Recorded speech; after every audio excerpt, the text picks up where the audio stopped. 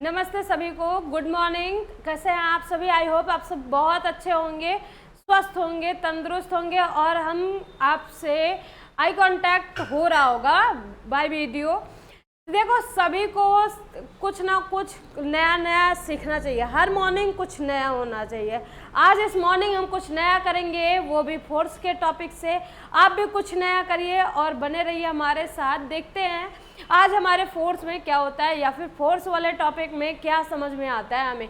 Force का topic है और हम इसमें पढ़ेंगे कि फोर्स क्या होता है, फोर्स कितने टाइप्स के होते हैं, न्यूटन ने कैसे लॉज दिए थे। तो सबसे पहले बात करते हैं फोर्स क्या है, या फिर फोर्स को जनरेट किसने किया था। तो आपको पता है कि फोर्स के बारे में सर आइजैक न्यूटन ने बताया था।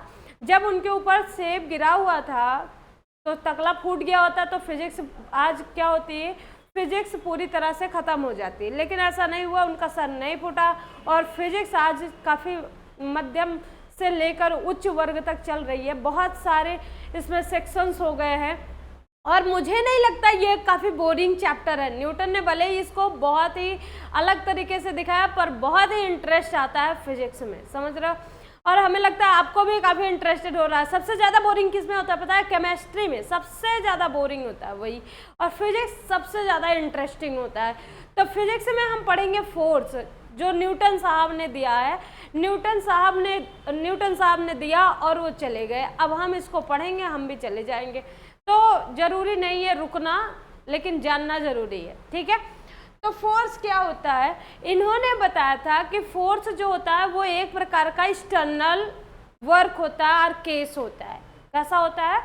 एक्सटर्नल। दो टाइप में होते हैं, एक इंटरनल और दूसरा एक्सटर्नल। एक्सटर्नल होता है और दूसरा क्या होता है? इंटरनल होता है। एक एक्सटर्नल होता है और दूसरा क्या होता है? इंटरनल होता है। एक्सटर्नल का मतलब होता है जो बाहर की तरफ लगता है। बाहर की तरफ मतलब बॉडी के पार्ट्स के अकॉर्डिंग लगता है, तब वहाँ पर आप क्या करते हैं? एक्सटर्नल फोर्स अप्लाई करते हैं या फिर एक्सटर्नल वर्क डन करते हैं। लेकिन अगर आप इंटरनल करते हैं, इसका मतलब ये है कि बॉडी के अंदर की बात हो रही है। जो ब्लड है, सर्कुलेशन है, जो मांसपेशियां हैं, मसल्स हैं, मतलब वो सभी चीज़ों अगर जो वर्क डन करते हैं या वर्क करते हैं उसको इंटरनल वर्क कहते हैं, ठीक है। लेकिन आइजैक न्यूटन ने कहा कि जो फोर्स होता है वो एक एक्सटर्नल वर्क डन होता है या एक्सटर्नल केस होता है। फोर्स कैसा केस होता है? एक्सटर्नल केस होता है। और एक्सटर्नल केस के साथ साथ इसमें पुश या पुल किया जाता है किसी भी ऑब्जेक्ट को। यूनिवर्स में जितने भी ऑब्जेक्ट्स हैं, थिंग्स हैं, या फिर लिविंग थिंग्स हैं, नॉन लिविंग थिंग्स हैं, इनके अकॉर्डिंग आप जो क्या करते हैं, क्या पुश या पुल करते हैं। चाहे आप पुश करते हैं या पुल करते हैं, तो वो क्या होता है? फोर्स को जनरेट करता है, ठीक है। एक प्रकार का पावर हो। देखो, कभी कभी कहते हैं force as a power treat होता है। नहीं, फोर्स पावर ट्रीट नहीं होता है, क्योंकि फोर्स जो होता है वो पुश या पुल करने से होता है। तो फोर्स तभी लगता है जब आप उसको क्या करते हो? बाय पावर लगाते हो, समझ रहे हो। सो यूज पावर का कर रहे हो, तब आप फोर्स को बता सकते हो। तो वहां पर पावर अलग चीज है और फोर्स अलग चीज है। तो फोर्स में पुल या पुश किया जाता है, ठीक है। Force is a external work done या एक्सटर्नल केस जिसमें पुल या पुश किया जाता है किसी भी ऑब्जेक्ट को, किसी भी बॉडी को, किसी भी सिस्टम को। यदि आप पुश या पुल कर रहे हैं तो न्यूटन के अकॉर्डिंग ये क्या है? फोर्स जनरेट करता है, ठीक है। न्यूटन ने अपने अकॉर्डिंग 3 डेफिनेशंस दिए थे। एक तो डेफिनेशन ये दिया था कि कोई भी ऑब्जेक्ट है, यदि आप इस ऑब्जेक्ट को क्या कर रहे हैं? पुश कर रहे हैं या पुल कर रहे हैं एक्सटर्नली, तब ये क्या है? फोर्स को जनरेट करेगा। सेकेंड टाइम इन्होंने कहा कि यदि किसी बॉडी का मास m हो, किसी बॉडी का मास क्या हो? m हो, और यदि उसके एक्सीलरेशन से उसमें मल्टीप्लाई कर दिया जाए तो वो फोर्स को जनरेट करता है। मतलब बाई न्यूमेरिकली और फार्मूला मेथड इन्होंने कहा कि जितना बॉडी का क्या होगा? मास होगा, अगर उसमें एक्सेलरेशन से मल्टीप्लाई कर दिया जाए तो वो फोर्स के इक्वल हो जाता है, समझ रहे हो। सेकंड डेफिनेशन के अकॉर्डिंग ये था। समझ रहे हो कि किसी भी बॉडी का जो मास है यदि उसके एक्सेलरेशन से मल्टीप्लाई कर दिया जाए तो वो फोर्स को जनरेट कर देता है। सेकंड डेफिनेशन, थर्ड डेफिनेशन के अकॉर्डिंग क्या बताया इन्होंने कि जो पुशिंग और पुलिंग होता है, जो पुश या पुल होता है वही एक प्रकार का फोर्स है। समझ रहे हो, पुश या पुल ही क्या है, एक प्रकार का फोर्स है। जैसे क्या करते हो, कभी दरवाजा खोलते हो तो अंदर की तरफ खुलता है, जैसे इनसाइड अगर खुला या आउटसाइड खुला, दो ही टाइप में दरवाजे बने होते हैं। किसी किसी के यहाँ इनसाइड खुलता है, किसी किसी के यहाँ जो है आउटसाइड की तरफ खुलता है। तो ओपन द डोर इनसाइड और आउटसाइड, पुशिंग और पुलिंग, बाय पुशिंग और पुलिंग। तो आप इनसाइड अगर खींच रहे हो, मतलब इस टाइप से ले आ रहे हो, अपने हाथ को इस साइड से ले आ रहे हो बाय इनसाइड, तो आप पुश कर रहे हो या पुल कर रहे हो, तो वहाँ पर आप पुल करते हैं। देखो ऐसे खींच रहे हैं, इसका मतलब ये क्या है कि आपने क्या किया है, इनसाइड की तरफ आपने पुल किया है। अगर आप आउटसाइड की तरफ देखेंगे तो आप ऐसे करते हैं, आउटसाइड में जाता है तो मतलब आप पुश करते हैं। तो इसीलिए बताया गया कि पुशिंग और पुलिंग भी क्या होता है, एक प्रकार का फोर्स जनरेट करता है। ठीक है, force is a external case which generate pushing और पुलिंग। ठीक है, तो अब इसके बाद अगर अदर आपको डेफिनेशन देना है उसके अकॉर्डिंग क्या कर सकते हैं, बॉडी ऑफ मास और ये जो एक्सेलरेशन है इनका मल्टीपल जो है वो फोर्स के इक्वल होता है। A force which mass and acceleration multiplied by any system or body then equal to force। ठीक है, अगर आप मास और एक्सेलरेशन को मल्टीप्लाई करते हैं तो वो क्या हो जाता है, फोर्स हो जाता है। अब इसी के आगे चलते हैं, आगे क्या कहता है कि फोर्स अगर जनरेट हो गया तो इफेक्ट क्या पड़ेगा, फोर्स का इफेक्ट क्या होता है, इफेक्ट क्या होता है इस पे, इफेक्ट ऑफ फोर्स, फोर्स का इफेक्ट क्या होता है। अब जैसे पहला इफेक्ट क्या है कि अगर कोई बॉडी रेस्ट में है, अगर वो कोई बॉडी क्या है, रेस्ट में है, जैसे कोई आलसी आदमी सो रहा है या फिर कोई भी है जो आपका कोई भी वर्क नहीं कर रहा है, आपने उसको कुछ करने के लिए कहा और उसने नहीं किया, तो वो रेस्ट पोजीशन में है। अगर उसको एक आध स्लैप कर दोगे, मतलब एक आध तमाचा खींच के जड़ दोगे, तो अपने आप वो किस में हो जाएगा, मोशन में हो जाएगा। किस में हो जाएगा, मोशन में, दौड़ते हुए आपका काम करेगा। समझ रहे हो, या करेगा। ठीक है, तो क्या होता है, ये अक्सर भाई बहनों का संबंध होता है जिसमें रेस्ट पोजीशन से मोशन बनाने के लिए स्लैपिंग का ही यूज करना पड़ता है। समझ रहे हो, तो जब कोई बॉडी रेस्ट में हो और फिर उस पर फोर्स अप्लाई कर देते हैं तो वो मोशन में हो जाती है। पहला इफेक्ट तो ये है कि अगर बॉडी रेस्ट में है तो वो मोशन में हो जाएगी अगर उस पर फोर्स अप्लाई हुआ। दूसरा है कि अगर ये मोशन में पहले से ही है, बॉडी क्या है, पहले से ही मोशन में है, तो वो रेस्ट में हो जाएगी। अगर फोर्स को अप्लाई करना चाहते हैं, आप रेस्ट में करना चाहते हैं तो रेस्ट में हो जाएगी। समझ रहे हो, किसी भी बॉडी को यदि वो रेस्ट में है तो उसको मोशन में किया जा सकता है, वो भी किसके अकॉर्डिंग, फोर्स के अकॉर्डिंग। ठीक है, आप फोर्स अप्लाई कर रहे हो तो रेस्ट से मोशन में हो जाएगी। अगर आप मोशन से ले रहे हो तो मोशन से फोर्स अप्लाई करके आप उसको रेस्ट में भी कर सकते हो। दो इफेक्ट पता चल गए। थर्ड इफेक्ट इसमें क्या है, थर्ड इफेक्ट क्या है कि फोर्स का इफेक्ट थर्ड नंबर क्या है कि जैसे मान लो अगर हमने क्या किया, इसको ले लिया है, अब इसके बाद मैंने क्या किया, इस पर फोर्स अप्लाई किया, बहुत तेज से अप्लाई करूंगी तो ये टूट जाएगा। समझ रहे हो, बहुत तेजी से यदि मैं इस पर धक्का मार दूं या इसको खींच लूं तो ये क्या हो जाएगा, टूट जाएगा। मतलब टूटने के बाद जो है कुछ इस आकार का दिखाई दे रहा है, ये किस आकार का दिखाई देने लगेगा, एकदम टूटा फूटा। अदर साइड मतलब इसकी शेपिंग चेंज हो जाएगी, 100% शेप चेंज हो जाएगा। मतलब फोर्स के अकॉर्डिंग किसी भी ऑब्जेक्ट का शेप भी चेंज किया जा सकता है। जैसे अगर मान लो ये गेंद है, अगर इस पर बहुत ज़्यादा फोर्स लगाते हो तो ये पिचक जाती है कि नहीं, एकदम से कंप्रेस्ड हो जाती है। तो इसका मतलब है फोर्स के अकॉर्डिंग किसी भी ऑब्जेक्ट के शेप को भी चेंज किया जा सकता है। ठीक है, अगला 4th नंबर है कि जैसे आप कभी देखे होंगे कार्ट होता है जिसमें आगे घोड़ा बंधा हुआ होता है या बैल बंधा हुआ होता है और पीछे उस साइड में लकड़ी का कुछ बंधा हुआ होता है या फिर लकड़ी के इक्के लगे हुए होते हैं। उस टाइम पे आप देखते हैं कि वहां पर जब खींचा जाता है उसको तो वहां भी एक प्रकार का फोर्स अप्लाई होता है। देखो जब उसे वो डंडा मारते हैं तो वो तेज चलने लगता है, समझ रहे हो? उनका मूवमेंट क्या है, जब वो डंडे को मारते हैं तो वो घोड़ा तेज चलने लगता है, तो वहां पर वो फोर्स एज अ फोर्स क्या ट्रीट हो रहा है कि वो डंडे को उस पे मारते हैं तो वो आगे बढ़ने लगता है, समझ रहे हो? फोर्स के अकॉर्डिंग रेस्ट को पोजीशन चेंज की जा सकती है, किसी की पोजीशन अधिकतर क्या होती है, चेंज की जा सकती है।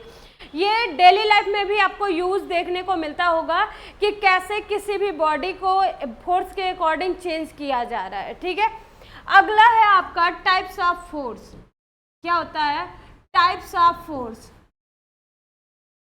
टाइप्स ऑफ फोर्स, अच्छा हिंदी में अगर कहें तो बल क्या होता है? बल वह बाह्य कारक होता है जो किसी वस्तु को धकेलता है या फिर खींच लेता है, खींचता या धक्का देता है, उसे ही क्या कहते हैं? बल। बल वह खिंचाव अथवा धक्का है जो किसी वस्तु की स्थिति में परिवर्तन कर देता है या कभी कभी करने का प्रयत्न करता है। देखो 100% मैं नहीं कहती हूँ कि फोर्स अप्लाई करने के बाद ऑब्जेक्ट का शेप चेंज ही हो जाएगा। जैसे पत्थर है, पत्थर पर आप 100% अपना फोर्स अप्लाई करोगे, मतलब और किसी ऑब्जेक्ट का डिपेंड नहीं करोगे कि उस पर डिपेंड होके तब आप उसको करो, सिर्फ हाथ से मैं बता रही हूँ, हाथ से ऐसे कंप्रेस करते जाओ, क्या पत्थर टूट जाएगा? बिल्कुल नहीं टूटेगा। तो कभी कभी क्या होता है कि जब हम क्या करते हैं कि किसी भी ऑब्जेक्ट पर फोर्स अप्लाई करते हैं तो उसमें चेंजिंग्स नहीं होती हैं, लेकिन हाँ ट्रायल होता है तो एज द टाइम धीरे धीरे जैसे टाइम बढ़ता जाता है वो चेंज हो जाता है, समझ रहे हो ना? तो यहाँ पर ये है कि जो फोर्स होता है वो चेंजिंग ला भी सकता है या फिर ट्रायल कर सकता है। ये नहीं कह सकते ये नहीं कर सकता है, बल्कि आप कह सकते हैं या तो ट्राई कर सकता है या तो फिर चेंजिंग कर सकता है, ठीक है। तो इसीलिए कहते हैं बलवा खिंचाव अथवा धक्का है जो किसी वस्तु की स्थिति में परिवर्तन कर देता है या फिर करने का प्रयत्न करता है। दूसरी डेफिनेशन है कि द्रव्यमान व त्वरण के गुणनफल को ही क्या कहते हैं? बल कहते हैं। द्रव्यमान व त्वरण के गुणनफल को ही क्या कहते हैं? बल कहते हैं। और 3rd नंबर की जो डेफिनेशन है वो क्या है? किसी भी वस्तु पर लगने वाला खिंचाव अथवा धक्का ही क्या कहलाता है? बल कहलाता है। लेकिन इसकी मेन डेफिनेशन जो है वो है कि जब आप कहते हो कि किसी भी ऑब्जेक्ट का फोर्स एक प्रकार का एक्सटर्नल फोर्स, जो एक्सटर्नल केस होता है जो किसी भी ऑब्जेक्ट में चेंजिंग ला सकता है या ट्रायल कर सकता है, then by pushing or pulling, ठीक है, तभी वो फोर्स कहलाएगा, नहीं तो नहीं कहलाएगा। आपको फोर्स के बारे में बताया कि फोर्स को जनरेट किसने किया था? न्यूटन ने। अब टाइप्स ऑफ फोर्स के अकॉर्डिंग देखते हैं कि फोर्स बहुत सारे होते हैं, एक फोर्स नहीं होता, बहुत सारे फोर्स होते हैं। तो उसको बताने से पहले हम फोर्स को डीपली बता देते हैं कि पहला जो फोर्स की यूनिट होती है, फोर्स की यूनिट जो होती है वो क्या होती है? न्यूटन होती है। क्या होती है? न्यूटन। क्योंकि इसे न्यूटन नामक साइंटिस्ट ने डिस्कवर किया था, इसलिए सबसे पहले इसको क्या कह रहे हैं हम कि इसकी जो मतलब यूनिट है वो न्यूटन है। कभी कभी क्या होता है कि ना नेम के अकॉर्डिंग ही क्या किया जाता है, उनका एसआई पद्धति में या इंटरनेशनल सिस्टम के अकॉर्डिंग उनका यूनिट दे दिया जाता है, समझ रहे हो? बाय नेमिंग दिया जाता है, तो वहां पर इनकी जो यूनिट है वो न्यूटन है। बाय फार्मूला इसका क्या है? फार्मूला क्या है? F is equal to m into a, ये है फोर्स का फार्मूला। इसका अदर यूनिट क्या है? इसका अदर यूनिट क्या है? एक तो होता है किलोग्राम मीटर पर सेकेंड, किलोग्राम मीटर पर सेकेंड होता है, ठीक है। स्क्वायर, किलोग्राम मीटर पर सेकेंड स्क्वायर हो सकता है, या फिर किलोग्राम भार हो सकता है, किलोग्राम वेट, ठीक है। या फिर आप इसको कह सकते हो कि न्यूटन हो सकता है, या फिर आप इसको कह सकते हो डाइन हो सकता है, समझ रहे हो, ये इसके यूनिट्स है, न्यूटन भी होता है, डाइन भी होता है, किलोग्राम भार भी होता है, किलोग्राम मीटर पर सेकेंड स्क्वायर भी होता है। ये सब फोर्स की क्या है, यूनिट्स है। समझ रहे हो, फोर्स की यूनिट ये सभी हैं, ठीक है। तो फोर्स का ये फॉर्मूला है और ये उसकी क्या है, यूनिट है। अगर आपसे पूछी जा रही है फोर्स कैसा क्वांटिटी होता है, तो फोर्स आपका वेक्टर क्वांटिटी होता है। कैसा क्वांटिटी होता है, वेक्टर क्वांटिटी होता है, ठीक है। और इसी के बाद आपका जो एक न्यूटन होता है, एक न्यूटन वो 10 की पावर 5 डाइन के इक्वल होता है। ये भी ध्यान रखने का मेन टॉपिक है कि एक न्यूटन 10 की पावर 5 डाइन के इक्वल होता है। समझ में आ रही है बात, एकदम कंफर्मली समझो कि एक न्यूटन 10 की पावर 5 डाइन के इक्वल होती है, ठीक है। और इसके बाद अब टाइप्स ऑफ नाउन की बात करते हैं। टाइप्स ऑफ नाउन में क्या बताया आपको कि टाइप्स ऑफ नाउन में बहुत सारे होते हैं, सॉरी टाइप्स ऑफ फोर्स, बहुत सारे फोर्स होते हैं। फोर्स एक नहीं, बहुत सारे फोर्स होते हैं। लेकिन अभी जो मेनली हम बात कर रहे हैं, फोर्स कितने टाइप्स का होता है, 2 टाइप्स का होता है। कितने टाइप्स का, सिर्फ 2 टाइप्स का। एक बैलेंस्ड फोर्स, एक बैलेंस्ड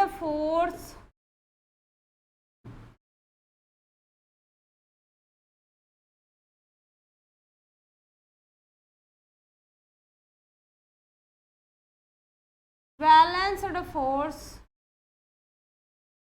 और दूसरा होता है अनबैलेंस्ड फोर्स। बैलेंस्ड फोर्स और अनबैलेंस्ड फोर्स। बैलेंस्ड फोर्स क्या होता है, संतुलित बल इसे कहते हैं।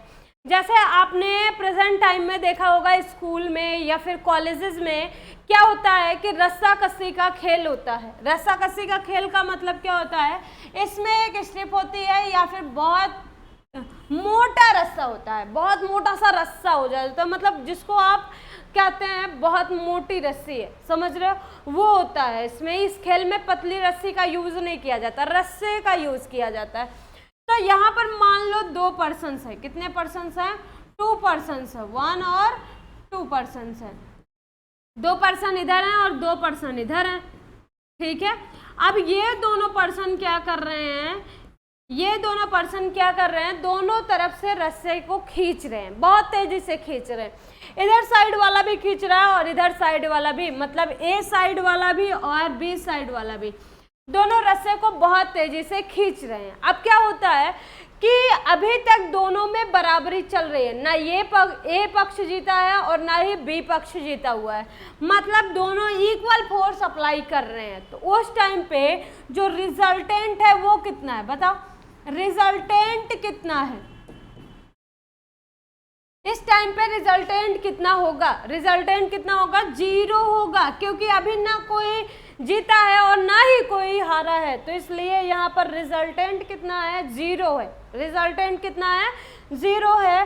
तो ए टीम भी और बी टीम भी दोनों क्या है, जीती नहीं है, दोनों अभी इक्वल पोजीशन पे हैं और इनका रिजल्टेंट 0 है। इसलिए कहा जाएगा ये जो फोर्स अप्लाई कर रहे हैं वो बैलेंस्ड फोर्स है। कैसा फोर्स है, बैलेंस्ड फोर्स है। मतलब ये जब किसी वस्तु पर लगने वाले बलों का, किसी भी वस्तु पर लगने वाले बलों का परिणामी यदि शून्य हो जाए, परिणामी क्या हो जाए, शून्य हो जाए, तब उसे कहते हैं संतुलित बल। समझ रहे, बैलेंस फोर्स किसे कहते हैं, इफ एनी 2 पर्सन और 2 object forces applied to each other and then resultant will be 0, then it's called balanced force। समझ रहे हो, किसी भी ऑब्जेक्ट को यदि आप प्रॉपरली क्या कर रहे हो, उस पर फोर्स अप्लाई कर रहे हो और उसका रिजल्टेंट 0 है, कोई ना जीता है ना ही कोई हारा हुआ है, तो उस टाइम पर कहा जाता है कि ये फोर्स जो अप्लाई हो रहा है वो बैलेंस्ड फोर्स अप्लाई हो रहा है। समझ में आ रही है बात। लेकिन अब क्या होता है, धीरे धीरे ये एक दूसरे से तेजी करने लगते हैं, मतलब ये अपना फोर्स और ज़्यादा बढ़ा लेते हैं, बहुत ज़्यादा करने लगते हैं।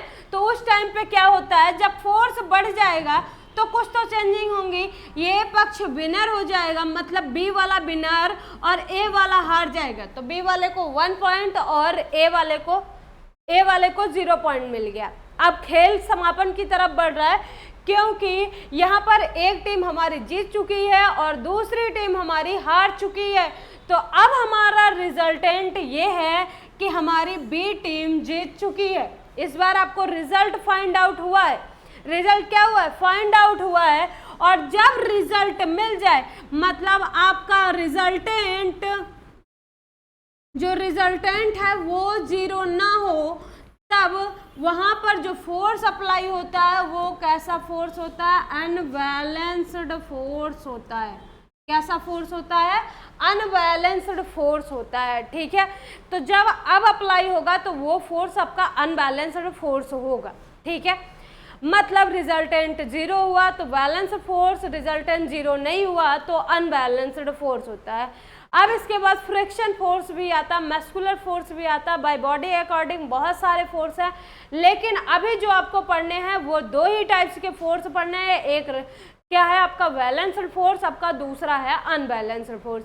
मैंने आपको फोर्स बता दिए, फोर्स के इफेक्ट्स बता दिए और इसके बाद आपको टाइप्स ऑफ फोर्स भी बता दिए। इफेक्ट में आप कुछ भी लिख सकते हैं, डेली लाइफ में जो यूज करते हैं ना वो भी आप फोर्स के इफेक्ट में रख सकते हैं। समझ रहे हो?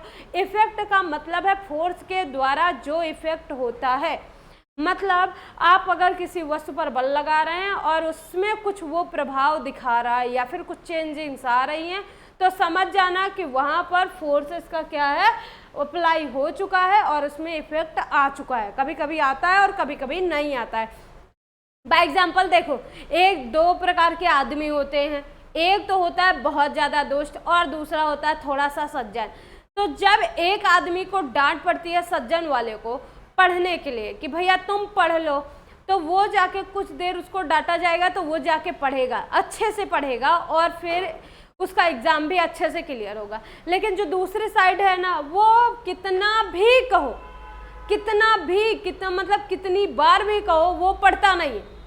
समझ रहे हो ना? वो पढ़ेगा ही नहीं, अगर बैठ गया जबरदस्ती तो भी नहीं पढ़ेगा और अंत में क्या होता है कि वो 0 नंबर पा जाता है। तो उस टाइम पे क्या होता है कि आप फोर्सेस लगा रहे हो, आप उस पर बहुत सारी प्रेशर डाल रहे हो, लेकिन वो नहीं कर रहा है, लेकिन आपने ट्राई किया हुआ है, तो वहाँ पर फोर्स अप्लाई हो भी रहा है और नहीं भी हो रहा है, इसलिए वहाँ पर आप ट्रायल कर सकते हैं और यहाँ पर क्लियर फोर्स। तो मतलब फोर्स कहता है कि कभी कभी आप कर जाते हैं और कभी कभी बस आप ट्राई करते रहते हैं, होता नहीं है या फिर हो ही जाता है। समझ रहे हो? तो ये दोनों प्रकार के आदमियों पर लगता है। यहाँ पर आपका बैलेंस फोर्स हो गया, अनबैलेंस फोर्स हो गया। ठीक है, अगर आप किसी भी मतलब फिजिक्स में किसी भी सिस्टम के लिए या फिर किसी भी टॉपिक के लिए आप फार्मूला डिफाइन करना चाहते हैं, तो आप फार्मूले को अच्छे से पढ़िए, आपको यूनिट उसकी वहीं से मिल जाती है।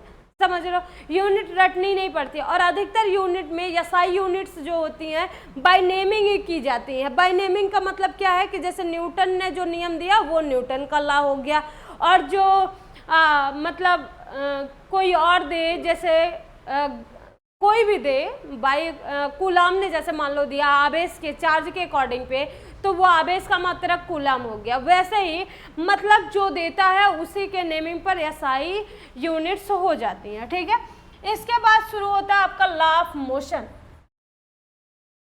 लॉ ऑफ मोशन शुरू होता है। तो लॉ ऑफ मोशन कितना होता है? न्यूटन ने कहा मोशन के 3 लॉज हैं। कितने लॉज हैं? 3 लॉज है। लॉज के पहले जो लॉ पढ़ाया जा रहा है उसके अकॉर्डिंग आप पहले देख लो कि पोजीशंस क्या होती हैं। इसमें 2 टाइप्स की पोजीशन यूज की जाती हैं। एक तो होता है रेस्ट पोजीशन और दूसरा होता है आपका, पहला रेस्ट पोजीशन है और दूसरा क्या है? मोशन पोजीशन है। ठीक है, एक होता है विरामावस्था और दूसरा होता है गति अवस्था। विरामावस्था क्या होता है? विरामावस्था मतलब रेस्ट पोजीशन क्या होती है?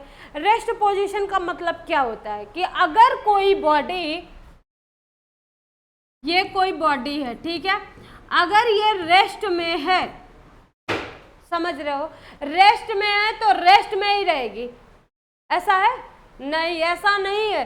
अगर कोई बॉडी है, मान लो बॉडी ए है, ठीक है, अगर इसमें टाइम के अकॉर्डिंग, किसके अकॉर्डिंग, टाइम के according, according to time, according to time, time के अकॉर्डिंग यदि इसमें किसी भी प्रकार का, किसी भी टाइप का चेंज नहीं आ रहा है, जैसा था वैसा ही है, तब हम कहेंगे कि वो ऑब्जेक्ट रेस्ट पोजीशन पे है।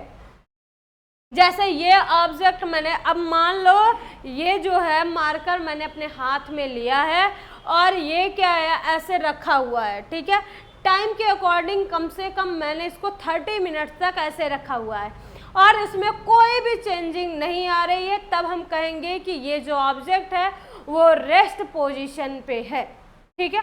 मतलब यदि किसी ऑब्जेक्ट में टाइम के अकॉर्डिंग कोई भी चेंजिंग नहीं हो रही है, कोई भी position changing, shape changing, other changing नहीं हो रही है, तब वहाँ पर वो बॉडी कहलाती है रेस्ट पोजीशन पे। कुछ लोग कहते हैं भैया बॉडी से पूरे ऐसे खड़े हो जाओ सीधे एकदम से और मुंह से बोलते रहो तो भी रेस्ट में हो, नहीं हो, उस टाइम रेस्ट पर नहीं हो, आपकी पूरी बॉडी स्थिर है, वो सही है, लेकिन ये जो आपका मुंह है ना वो बकर बकर बकर बकर ऐसे चल रहा है, लगातार आपका स्लो मोशन चल रहा है, समझ रहे हो, तो वहां पर आपकी बॉडी रेस्ट पोजीशन पर नहीं है।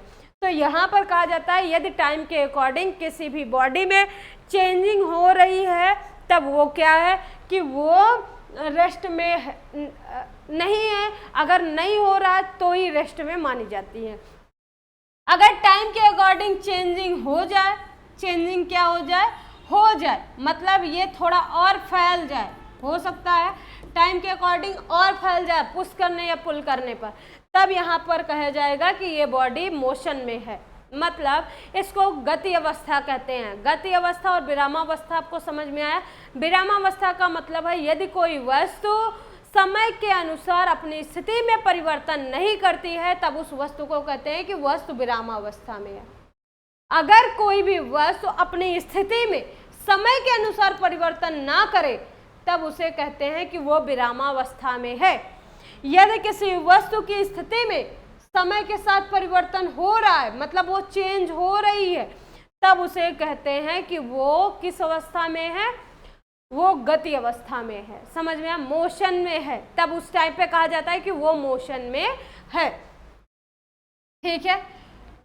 इसके बाद आपका आता है रेस्ट पोजीशन के बाद, हाँ, तो लॉ ऑफ मोशन के अकॉर्डिंग क्या होता है, देखो लॉ ऑफ मोशन का फर्स्ट रूल है वो क्या है, law of inertia. Law of, पहले को कहते हैं लॉ ऑफ इनर्शिया और Newton's first law of motion, Newton's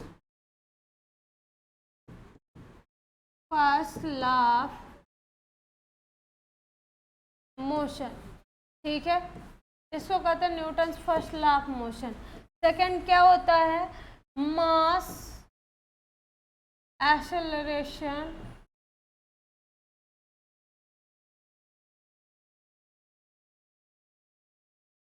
mass acceleration rule और Newton's second law, Newton's second law of motion, second law of motion. तीसरा क्या होता है आपका, action reaction, action reaction, action reaction force और Newton third law of motion, Newton third law of motion, third law of motion.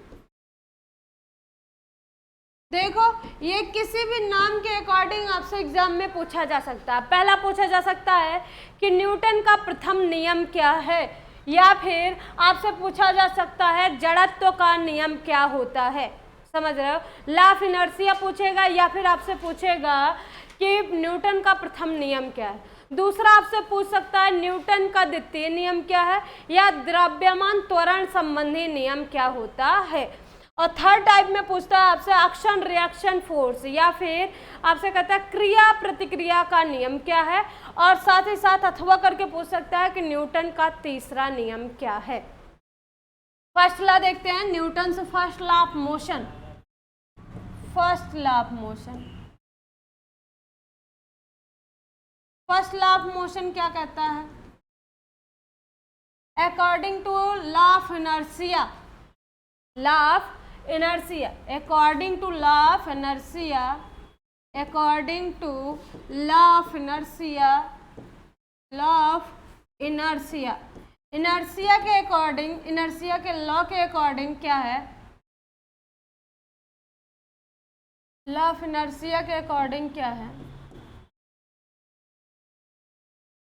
According to law of inertia, चाहे उसी को first law of motion कहिए, चाहे Newton inertia, according to law of inertia कहिए, ठीक है।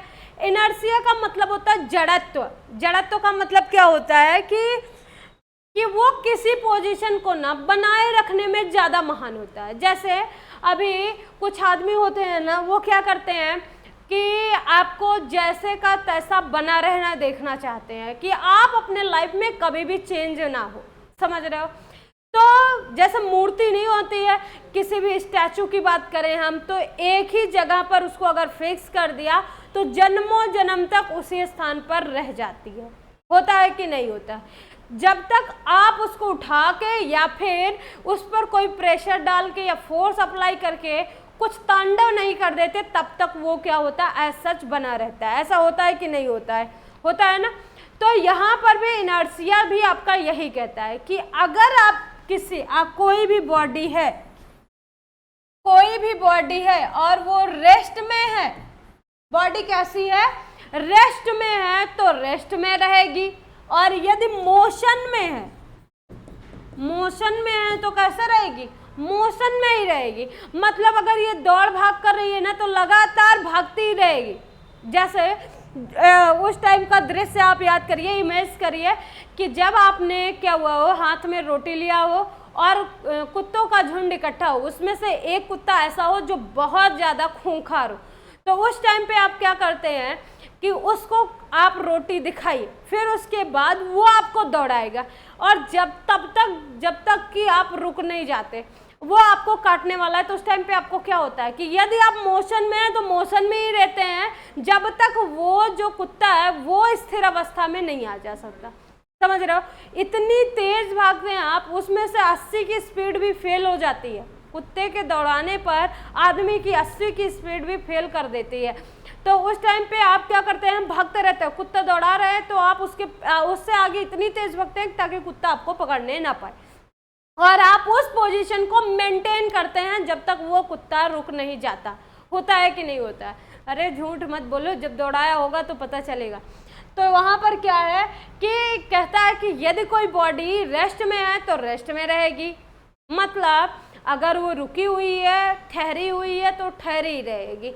लेकिन अगर वो मोशन में है ना, लगातार चल फिर रही है या फिर लगातार उसका मोशन बरकरार है, तो वो क्या होगी, मोशन में ही रहेगी। अब ये कब तक ऐसे चलेगा, मतलब अगर कोई किसी को मार या पीट रहा है तो लगातार पीट रहा ही रहे, और अगर नहीं पीट रहा है तो ना ही पीटे।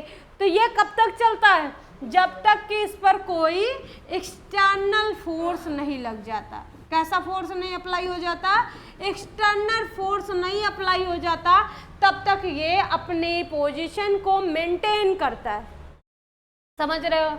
यदि कोई बॉडी रेस्ट में है तो रेस्ट में रहेगी, यदि मोशन में है तो मोशन में रहेगी, जब तक कोई उस पर एक्सटर्नल फोर्स ना अप्लाई किया जाए, तभी उसे कहते हैं लॉ ऑफ इनर्शिया। मतलब रुकी है तो रुकी रहेगी, चल रही है तो चलती रहेगी। इस पर जब तक कोई बाह्य बल नहीं लगा देते, तब तक इसमें कोई परिवर्तन नहीं होता है। मतलब यदि कोई वस्तु विरामावस्था में है तो विरामावस्था में रहेगी, गति अवस्था में है तो गति अवस्था में रहेगी, जब तक कि उस पर कोई बाह्य बल ना लगाया जाए, और इसे ही जड़त्व का नियम कहते हैं। इसी पर आपका वीडियो समाप्त होता है, और अगले वीडियो में आपको सेकेंड लॉ ऑफ मोशन और थर्ड लॉ ऑफ मोशन जरूर बताया जाएगा। और हाँ, जो पुराने वीडियोस में कुछ क्वेश्चन छूटे हुए हैं उसके लिए स्ट्रेस मत लीजिए, वो क्वेश्चन भी आपके आगे चलेंगे, समझ रहे हो। सभी क्वेश्चन आपको प्रोवाइड कराए जाएंगे वीडियो को थ्रू, ठीक है। इसी पर वीडियो का एंड होता है।